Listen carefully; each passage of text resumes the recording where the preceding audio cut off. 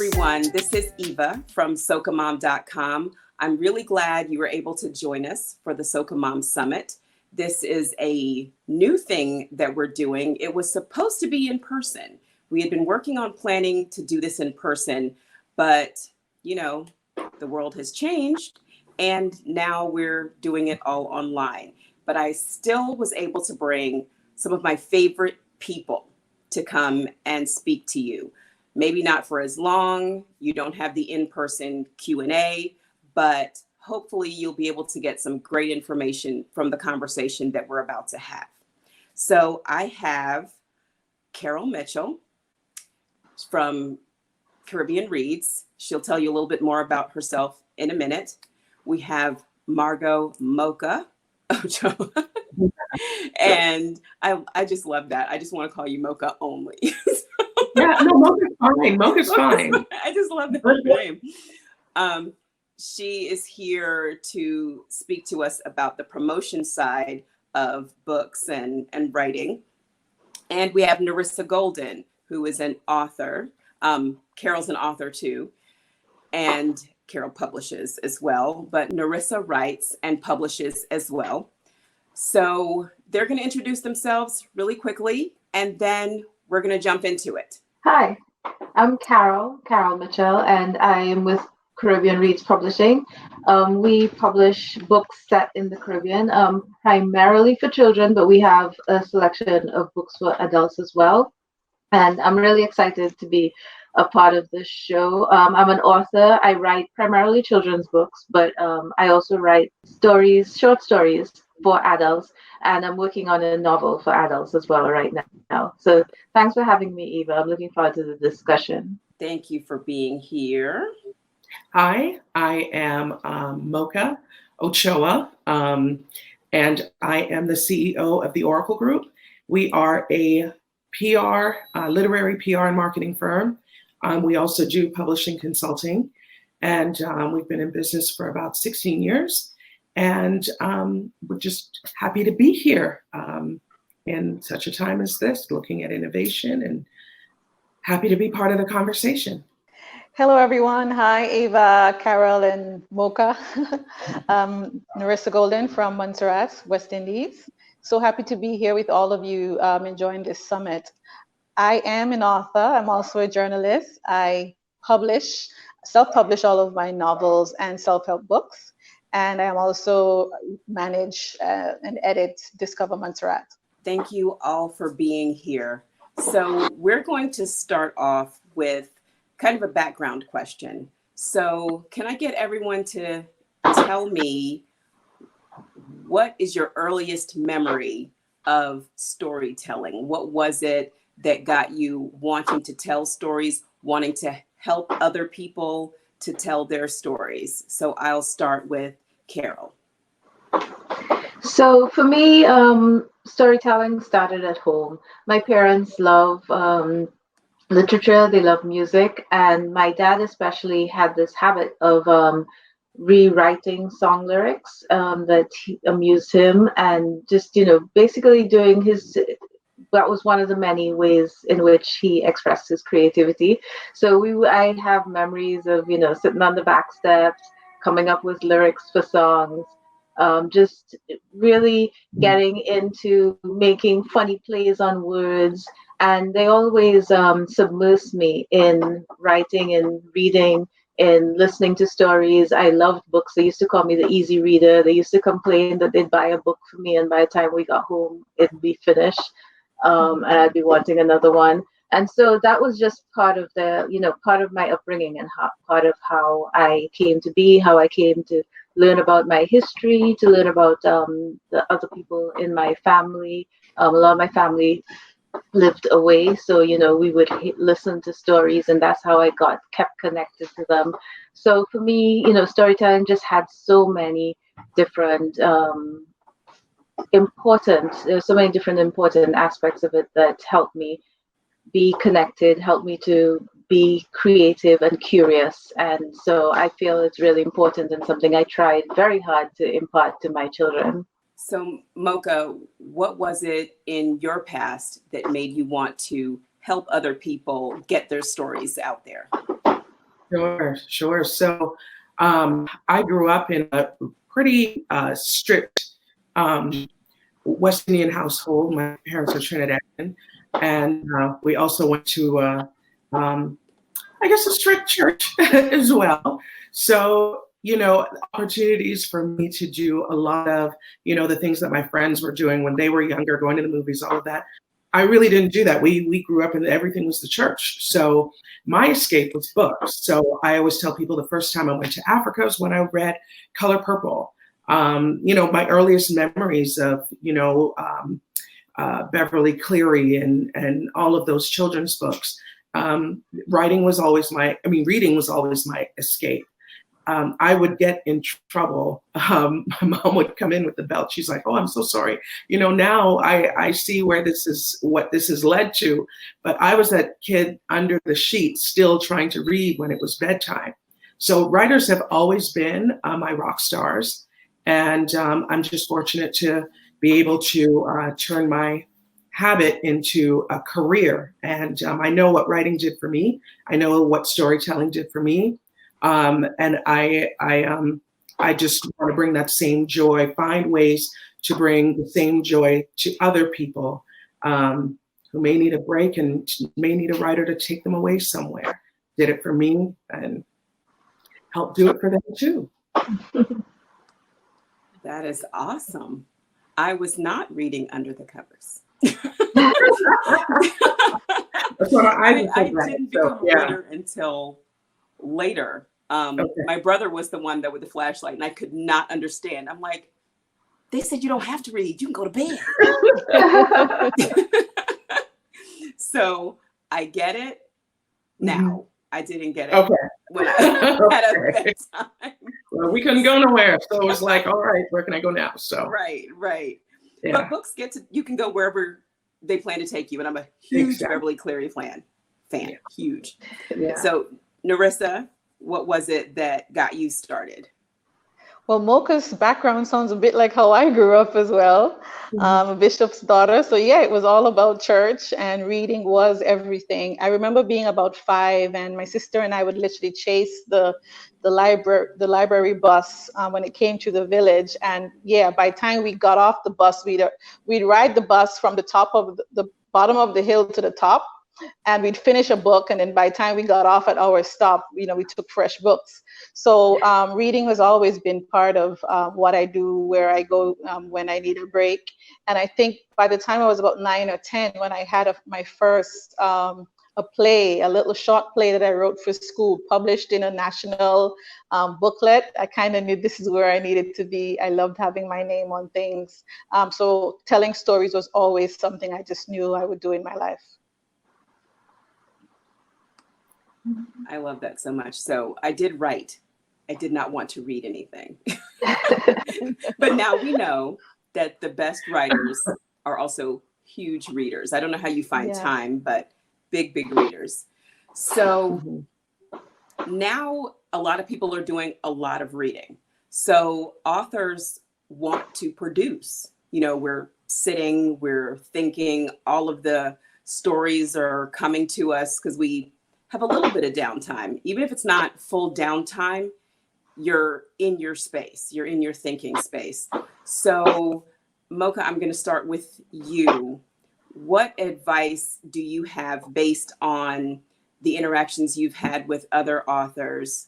What advice do you have to use this time? Like, what do you think people should do as far as being forward thinking? Forward thinking. Okay. So there's this, this part of it is this push to now is the time to, just do everything, write that book, do this, do that. Sure, the writers on this panel will tell us what I've heard from many writers that say, it has to be inspired. It's not something, writing and stories and characters, and it has to be something that's inspired, not something that's done under pressure, that their best work comes to them and it's not under any kind of state of urgency or anxiety. never write under those circumstances. And I think any creative can understand that. You cannot create under stress. That being said, if you need an outlet, yeah, right. But again, with not that pressure. But as far as doing innovative ways for authors now, finally, okay, you got this product. You look at someone like Alicia Keys, her book came out on March 31st. Who knows that? There's probably about 75,000, 100,000 books sitting there in a warehouse because there's no outlet right now. So everything is going digital. I think definitely, just like what you did, same concept. There's so much content going out there now. It's just a matter of being intentional about your audience to try to really corner down and break through that noise to get to that audience. So be more intentional about who you're marketing to in your collateral and things like that. It's time to invest in a graphic artist if you don't know how. And the other thing that authors should really think about is content now. Because there's so much streaming and, I don't watch TV anymore. I'll watch what I want when I want to watch it. So that means that people like Netflix, Amazon, and all of these networks that are coming up are craving content. So either look at some of what you have and start taking courses or, doing research on how does Netflix and how do those people acquire content and books to screen type education. How do I break into that? Because it's writing and folks are looking for content. I hadn't even considered that because people who've already written, they could look to have it turned into something else, especially people who do children's books, they can turn them into animated features. You don't have to go into a studio to get that done. And there's so many people who can help you do that. Carol, I'm going to move on to you because you have a unique way that you do things. You are a publisher and you are an author. So you find illustrators, you get everybody's stories out there. What trends have you been seeing with this big switch that we have that's happened right now? What trends are you seeing as far as people putting their content out and how you're thinking about putting your content out? Yeah, well, I think it's in terms of trends, it might be a little early, but there are a couple of ways that we're looking at this. I also teach creative writing. And one of the things that I say to my students is that, with everything that's happening, what we really need to look to is at the end of this, because it will end, where are you going to be when we are, finally able to get back to at least some semblance of normalcy? Are you going to have new content? Are you going to be poised, to push something forward? We have a couple of books that we were planning to have released during, one was supposed to have been released in May and another one shortly after that. And we're kind of, grappling with that right now because all of our books are available on Kindle. We've done a number of audiobooks. And so we still have that area to publish the books, to promote them to people who are interested in that, in taking in their work in that context. However, you do want your books to have the best chance to survive. And so it may be a time to kind of take a step back, sort of what Mocha was saying, think about how you can, the ideas that you have, what new ideas can you bring forth and bring forward and develop during this time. People are talking a lot about new skills that you may be able to take on and to develop. And one of the things that I wanted to say in terms of content is that I really feel that coming out of this, there are going to be a lot of post-apocalyptic stories that people are writing. And I think it's important when you see yourself, when you envision yourself on the other side, that you figure out what it is that your content is going, how is your content going to look different. And maybe it's not about the apocalypse, but it's about resilience or transience or coping or that sort of thing, but maybe it's in a different envelope than everyone else's own because of your experience or because of your desire to separate yourself from the plethora of content that is probably going to emerge out of this time that we have, to reflect and to produce on our own. So those are kind of the sort of things that we're thinking about. Whether the timing is right to put out new things, and then when it is right to put out new things, what will we have and how will it be different from everyone else's? And I was just thinking about that. I love a good post-apocalyptic movie story. I love it, but I only need about 1 or 2 of those a year. Like, I don't need right. Nothing. I'm still teaching, so I'm seeing the stories coming in, and yeah, one was good. See, you only need the one, but the thing is, everybody's story right now is that anxiety, and that's what made it something you wanted to watch, because it wasn't your life. But I don't know if I want to watch this again for a while. I think that is a smart thing to say. So Nerissa, from the author's standpoint and from the self-publisher standpoint, do you feel the same sense of urgency that some people are talking about online? Do you feel that your stories are changing? And as far as the marketing of them goes, do you feel kind of nervous or uneasy with what you might have to do going forward? My stories aren't changing. I think one of the things that happened at the start of the year was I prayed about what was I supposed to do this year, and it was kind of just keep doing what you were doing last year, which was really dig in and just keep writing. So that's what I've been telling myself to do, and doing my best to just deliver and not to feel pressured by everything that's happening, saying, oh, put out more, put out more. It's to stay on task and just keep positioning the stories. I think my stories are refining a little more because I'm giving myself the time to think through what is it, or how do I want to represent the Caribbean more in the stories that I'm telling. So that's kind of where my energy is, in making sure that I'm reflecting who we are as a people and what I want to tell the world about us.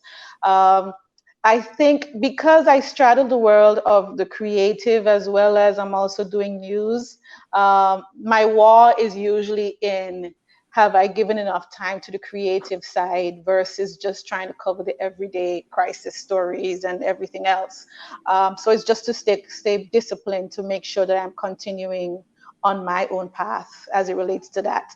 But definitely you have to be visible. I don't think people should be under pressure to have to produce something now, because you just don't work that way. It's fine if you're crunching out a news story and you've got to get it online in 30 minutes, fine, but not when you're trying to produce a story. So don't do that, but think about where you want to be when this is over. Is the book going to be finished to go live? Are you going to be ready for the next thing?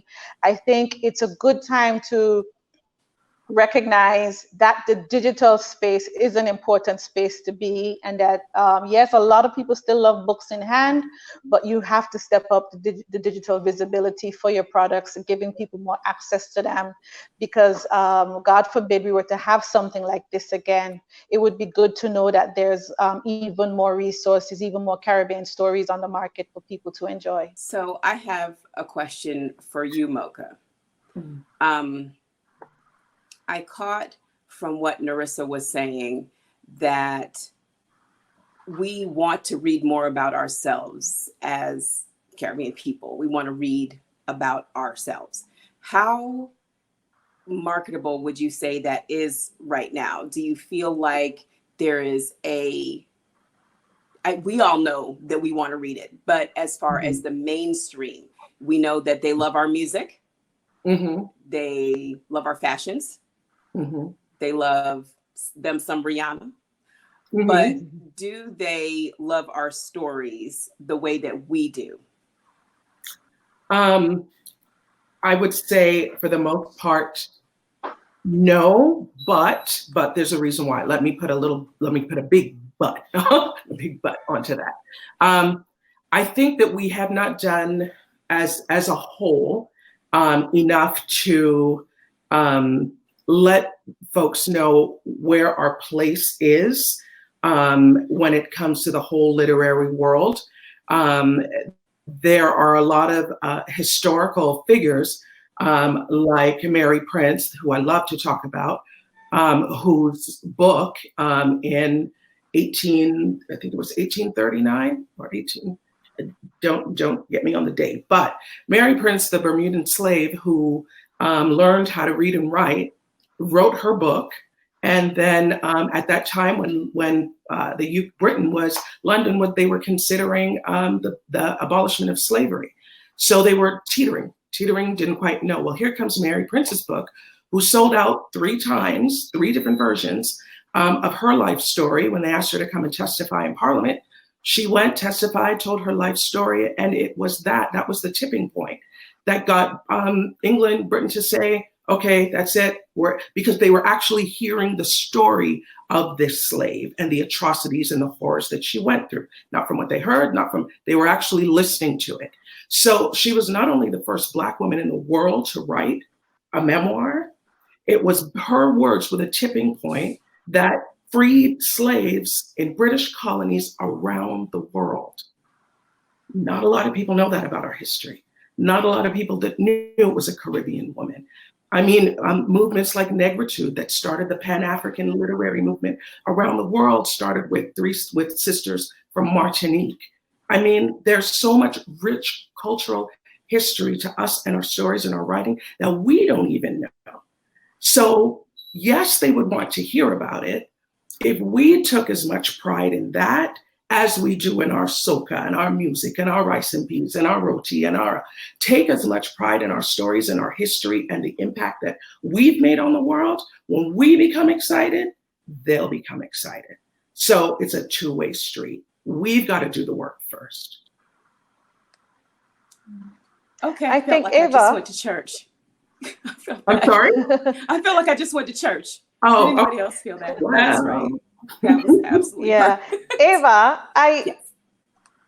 I've had conversations with Carol in the past, and I know one of the challenges that she often speaks of is the fact that if you were to look at Caribbean curriculum, we're still asking our children to read books from the 30s and 40s in the literature class. And so our curriculum that we are encouraging our children every year to go and study and do stuff is still built on history that somebody else decided was important for us, or authors who were for a particular time, and we are no longer telling fresh stories, new stories. So yes, we need the Mary Prince's stories, but we also need to even be just creating more about the people who matter to us in the way that it's important, whether it's as a Trinidadian or Monstrasian or wherever you're from. So yeah, we do need to do more of that. We also have to collectively think about the fact that yes, the stories are valuable and we must do more of them, but our curriculums are still built around an idea that doesn't actually make sense for building up a community or Caribbean love. That is absolutely true. And let me go to Carol, because you've worked with schools a lot to get your stories into schools all over the world, not just in America, but all over. So can you tell us a little bit about the importance of that and how you feel that will propel people to get to the point that Mocha was talking about, to get to the point where they're proud of their stories and they want to tell their own? Yeah, I mean, I think that it's so important that we start in the schools with that, building that up. For those of us who are beyond that, maybe we're a lost cause, but we need to really ensure that the children have access to this information, because what you present to the children in school and what you show them is important, no matter is what they're gonna grasp onto. And if what they're getting in school is a lot of about snow and about North American ways, about Western European ways, they don't see their own culture and their own experiences as valued. And so that's one of the things that we really work on in Caribbean Reads, is putting out books that represent what our children are going through. And we're kind of focusing now on a number of different aspects. Like we're working on a book that focuses on ACs, on adverse childhood experiences, and helping children to get through that.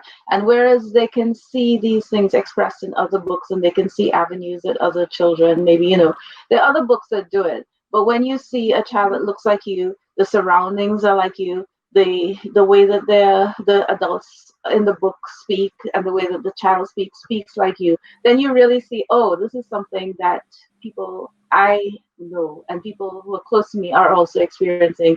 This is something that I can get through. This is something I can talk about. These are words that I can use to express it. And so I think that if we can normalize, Caribbean literature alongside the other types of literature that we teach in school, then you start to develop that pride in it. And then we can really see the power of literature for our young people and grow out of that too. And I agree 100% that that's where getting our literature really on the main stage has to start with us believing in our literature, and us being, when there's a book, you're part of a book group, that you feel very comfortable saying that, you feel very comfortable producing the Confessions of Franny Langton and say, hey, let's read this book because this is a great book. It's set in the Caribbean. Or I'm losing my mind. There's another book I recently read, which I thought would be a great for a book. But sometimes people feel a little uncomfortable because they're still uncomfortable with our literature and what's its place in the world. And once we get past that, then people will come. So, yeah. Now that we've been inspired, I am moved, and I feel like, when the stories come to us, we should go ahead and work on them and tell them. What is one piece of advice that you would give someone to find the time and the energy to devote to the different aspects that they'll have to devote it to? Writing the book, finding someone to edit the book, promoting the book. Once you've decided you want to do this, we are all now in the house, but we have a lot more responsibilities. What are your tips to find that kind of time? And I'll start with Nerissa. Do first things first. I remember early before I ever published a book, I used to get overwhelmed with the idea of, well, how am I going to edit, publish all of these things? And then it really froze me and I never wrote. So just start with the writing, and I try to actually give it my best hours. So whether it's I have to wake up at 5 in the morning, or even if I'm using as a regular work day, and I will do an 8 to 10, where I actually slot time in to work on my creative piece and then give the rest of my hours to other client work. I actually feel a lot more accomplished that way than if I try to leave it till the end of the day when I'm exhausted mentally to write. So I give it my prime time hours as much as possible, and definitely focus on the writing. When it's finished and the draft is done, then I think about sending it to the editor, and then I think about the next step. That's just how it helps, how I get through it. Otherwise, I'd be too overwhelmed trying to run all the different parts. So, Carol, what is your one big, good piece of advice? No, I agree with what Nerissa said. What Nerissa said. What I usually say to people is that you have to also you have to show people that you value this. So, for example, if you have scheduled to write from 1 to 3 in the afternoon, and then someone says, oh, can you go for lunch with me? And you say, sure, and you give it up, then you have to signal to people that, no, 1 to 3, I'm writing. This is like 1 to 3, I'm going for a doctor's appointment, or 1 to 3, I'm, something that people would understand, but this is what is important to you. And once you do that, people will begin to value that time and to give you that space to write, but you have to take it and you have to, demand it. And do it in your best time, as Nerissa was saying. Do it when you're really alert. I'm not good at that, but yeah, you have to schedule the time. You have to make it important on your calendar as the most important thing that is on your calendar right now. So like going to church, if you go to church, like this is my church time. don't I'm not changing it. I'm not Yeah. I'm Yeah. going. Yeah. Yeah. There's some things we do not drop from the calendar. Exactly. And I that think should you're be right. one. Right. I think you're absolutely right. So Mocha, what would you say of all the authors that you've talked to and dealt with in the various stages of their writing, what would you say is the most important thing that helped them find time? I think the most important thing to remember in times like these, and even before that, but even more so now, which is why you can pick up a book that you've maybe put down and given up on. Just remember your inspiration. If you can take those times that you're, I'm not saying a set time, but remember the passion and the reason why and the solution or the hole that you saw that, your book could fill that. And the purpose of your book, if you can get back to that space, because once the book is done, I think what happens, some folks get caught up in, let's have it for sale. Let's have a whole bunch of these for sale. I'm going to do a buy one, get one. The truth is, if your book is offering me a solution, I don't care if it's buy one, get one. I don't care if it's a 99-cent sale. I think if your book can help me, I don't care, I'm buying it. So if you can get back to that point of why I wrote what I wrote and get back to that, forget the anxiety of what, maybe after meditation is the best time in the morning, or, a quiet time that you can say, you know what, now that I've got this downtime, this is something that I was always passionate about, and this is why I wrote that book. Let me try to connect and channel back into that passion, because now I have the time to really, with a clear head, look at the different people who maybe, if I've got a book on anxiety and it's just sitting there, or my main character was someone who was anxious, or, well, now is the time that I can say, this might be of interest during this time, and I'm offering a solution. So once you're working in passion, you can't help but stay inspired. These are your own words. So if you can get back to passion, don't do anything while you're anxious and, oh my gosh, I have to stay in that place of the reason why, my why, and the solution that this book is bringing. And you'll never have to sell a day in your life if you're offering a solution. I love that. That's very, very smart. And I like the idea of picking up something that you put down before, something that maybe you revisit, a story that you have new, fresh eyes on. I think that's a great, great idea. So we've come to the end of our session. Thank you guys so much. This has been amazing. You guys need to have like a whole, whole thing. But this has been really, really good. And I hope that everyone watching has gotten some great takeaways, and that you all can visit everybody's website and get to know them even more. I'm going to have everyone tell us what they're working on. We will start with Nerissa. Tell us what you're working on. On the spot. Okay, I'm actually working on book 3 in this series. I promise I'm going to finish it. In fact, I'm going to use this season to wrap it up. It's almost done. But it's a series that I'm writing based in Montserrat about these 4 women who returned to the island, and they're helping to restart it. They're also falling in love. So I'm working on Bella's story now. Just to say, this one is currently available free if you haven't read them yet. So if you go to Amazon, you can get it for your Kindle this whole weekend for the summit. Until Sunday, actually, it's going to stay free. So I hope people grab it. That is awesome. Now, I've read that one, and the series is addictive. I've read that one. So now it just reminded me, I got to jump back in. I need to know what's going on. So yeah, that one's a good one. So Carol, tell us what you have happening.